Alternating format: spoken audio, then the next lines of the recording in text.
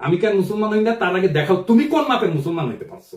সেদিন দেখলাম আমি যে গণ অধিকার পরিষদের রাশেদ বলছে আমাকে নিয়ে যে আপনি অনেক ইসলামিক মূল্যবোধের বক্তব্য প্রচার করেন, সে আপনি কেন আজও ইসলাম ধর্ম গ্রহণ করেননি।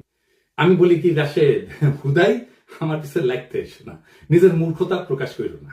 দুনিয়াতে অমুসলিম ইসলামিক স্কলার নাই, কারণ ইসলাম নিয়ে কথা বলে না, লেখালেখি করে না, গবেষণা করে না। মুসলমান না হলে ইসলাম নিয়ে কথা বলা যাবে না, কোন নিষেধ আছে নাকি ইসলামে? তো তুমি তো মুসলমান, মির্জা ফখরুল মুসলমান, অন্তত নামে মুসলমান, তো পারো না কেন এমন একটা ব্যাখ্যা দিতে এতদিনেও সরিয়া নিয়া? পারো না জন্যই তো আমারে কইতে হয়, শুধু পারো না তা না, ওরা যা চায় ইন্ডিয়া যা চায় সেটা কইয়া আসো। আমি কেন মুসলমান হই না তার আগে দেখাও তুমি কোন মাপের মুসলমান হইতে পারছো। এটা একটা মুসলমান প্রধান দেশের রাজনৈতিক দলের নেতা হিসেবে তুমি কতটা যোগ্য সেটা প্রমাণ দাও আগে। তোমার মুসলমানদের ধর্মীয় আত্মপরিচয় রক্ষার, সাংস্কৃতিক পরিচয় রক্ষার পর্যাপ্ত ইসলামিক জ্ঞান আছে কিনা তার পরীক্ষা দাও আগে দেখি। আমি তো চুপ হয়ে যাইতেই পারি যে কোনো সময়, কিন্তু দেখি তোমার হ্যাডম কেমন, তোমাদের হ্যাডম কেমন, দেখতেছি তো হ্যাডম।